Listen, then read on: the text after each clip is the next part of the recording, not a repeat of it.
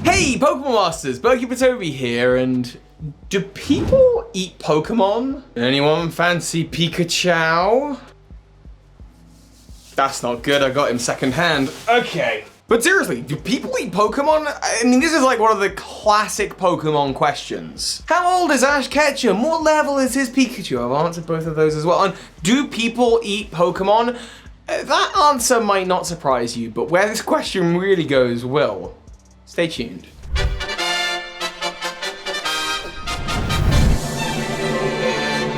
So, the big question, do people eat Pokemon? The answer, yes. Whoa, don't click off, hold up. Yes, of course they eat Pokemon. Our suspicions were first aroused when we saw this, image from the animated series. Ash Ketchum imagining what it would be like to eat a Magikarp, though clearly he had never eaten a Magikarp before because when they try biting into it, this happens. So at that point, maybe it's just a fantasy. Maybe it's all just in the imagination, it's just implied. Until Generation 2 rolls around and we get the introduction of Team Rocket selling Slowpoke tails. And in fact, the thing they're doing with the Slowpokes and Slowpoke well is cutting off their tails and selling them for shady money on the black market. Oh, people do eat Pokemon, but they're not supposed to. I see, it's like an illegal thing. And to be honest, it's been up in the air, it's been like that for a long time, pretty questionable. And then very recently, in Sun and Moon and Ultra Sun and Moon, Pokedex entries started getting pretty heavy-handed. The people of Alola eating Slowpoke tail and soup. Okay, that's pretty savage, I guess, but maybe the culture's different in the Alola region. And Slowpoke doesn't feel pain very well, so maybe it's like okay, maybe it's like ethical. And then we got the Galar region. Slowpoke tails and curries. It's fine, we said Slowpoke doesn't feel pain. Boiled Pokemon eggs. Of course, maybe the eggs aren't fertilized. Kingler, curry, that your Kingler can eat with you? Well, maybe that's, okay, that's messed up. People eat Pokemon, yes. And apparently, if your Kingler's enjoying chowing down on another Kingler, Pokemon eat Pokemon. Pokemon even eat Pokemon of the same species. Do people do that in the Pokemon world? Do people eat people? You're like dumb battling a Pokemon gym and then you feast on the flesh of your enemies. Okay, maybe that's how Ash stays so young. Okay, so people eating people, no. Pokemon eating Pokemon? Yeah, loads of Pokedex entries. The legendary Rayquaza snacks on Miniors in the atmosphere. Pidgeotto has the ability to swoop down and get through a Magikarp's flesh. And Pokemon can even feast off of each other in terms of the energy that they produce. Joltik jumps onto the back of a Yamper to feast off and drain the static electricity. In fact, Pokemon will eat pretty much anything. They eat berries and puffins and Pokeblocks. They eat each other. They eat energy off of each other. You even have Aaron that will eat metal and iron ores. And I mean, look, where do you think all of the animals of the Pokemon world went to? Which is a theory I've done a long time ago. So yeah, Pokemon eat each other, people eat Pokemon, but then the big question that still remains is, do Pokemon eat people? Think about it, it's a Pokemon eat Pokemon world out there, right? Pokemon are happy to feast on the flesh of each other, and they clearly are some pretty apex predators. An Arcanine is like a juiced up wolf tiger creature. Sharpedo, I mean, it's literally a shark. The idea that a Pokemon could eat a person makes total sense. And here's the thing, you'd think with all the evidence out there about Pokemon preying on each other, about people eating Pokemon, you'd be like, yeah, it's cut and dry over the last 25 years. Of course, people must be eaten by Pokemon too. Well, you'd be surprised. I could, in my research for this video, I could only find 5 examples, and they're all debatable as to whether Pokemon actually eat people. So I'm gonna go through them one by one. Number 1, the energy eating thing. Just like I mentioned earlier with Joltik eating up static electricity off of Yamper, do Pokemon eat people's energy? We see in Pokedex entries of Drowsy and Hypnos, and even in the very essence of Darkrai, for example, that they are Pokemon that put humans to sleep and then feast off of the dream energy. Now, this isn't like the Pokemon is literally like munching away at your flesh while you're asleep,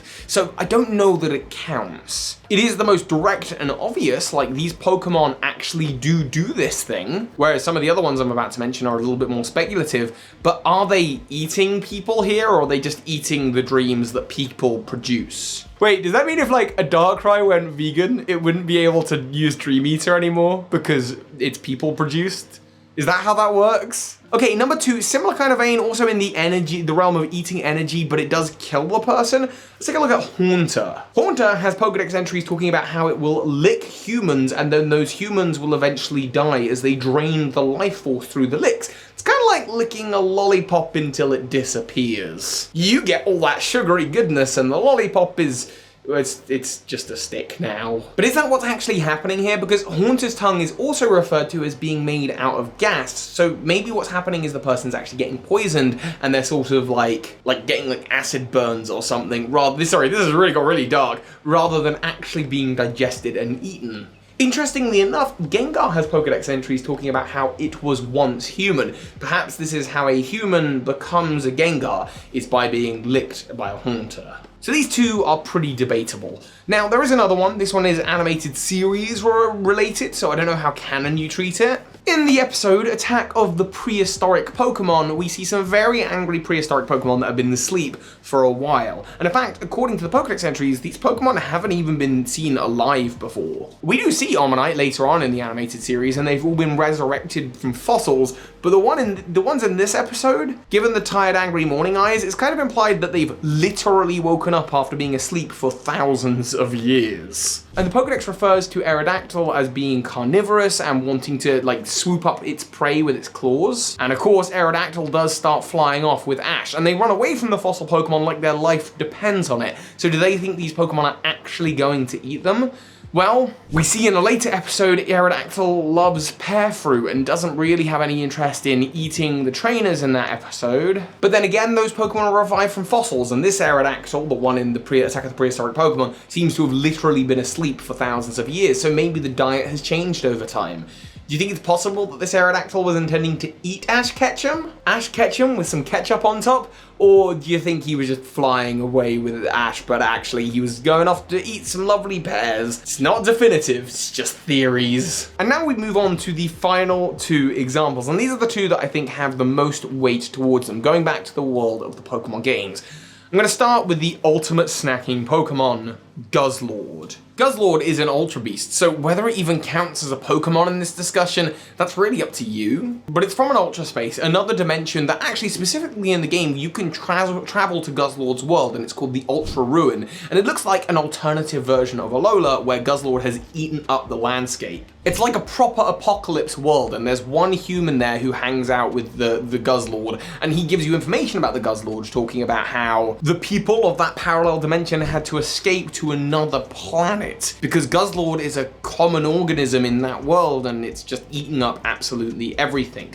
But does that mean it eats people? It eats buildings, it eats mountains, it's eating the very atmosphere. Guzzlord is representative of a black hole. That's what kind of part of the inspiration behind this Pokemon is. It's a black hole. Black holes consume everything. But interestingly enough, its droppings have never been found, and being based off of a black hole and ultra space and different wormholes, for all we know, it's like Kirby, and there's a whole dimension in there. We have no way to know for sure that Guzzlord is actually eating anything. It might just be sending stuff to another dimension. Maybe things go in one Guzzlord's mouth and out the other. We just don't know. And like I say, there is a person in that Ultra Space, and that person doesn't seem to be in any real danger. So once again, we're left unsure. And again, these are the best bits of evidence I could find. There's one more. The people of Lacanosa Town, if I'm pronouncing that right, in Pokemon Black and White 2, stay in their homes at night. Stories are passed around by NPCs about a fearsome Pokemon that landed in the giant chasm that they're worried will eat them and their children if they stay out at night. And of course, I'm talking about Kyurem. Kyurem is a fierce legendary dragon Pokemon, but still one you can carry around in your Pokeball. The idea that you'd send it out in battle and it'd turn around and snack on you, it's not something we've seen in the video games. And you might think, well, it's your Pokemon, it's under your control, but I mean, we've also had shadow Pokemon in the games before, and again, they might turn around and kind of ignore you and attack your other Pokemon, or maybe even attack you, but shadow Pokemon do not try and eat you, as far as we know. And these stories about Kyurem are just that, they're stories. And of course, many of the residents of the town claim to no longer believe this story. And yet, They still surrounded their town with a wall specifically because of Kyurem in the giant chasm.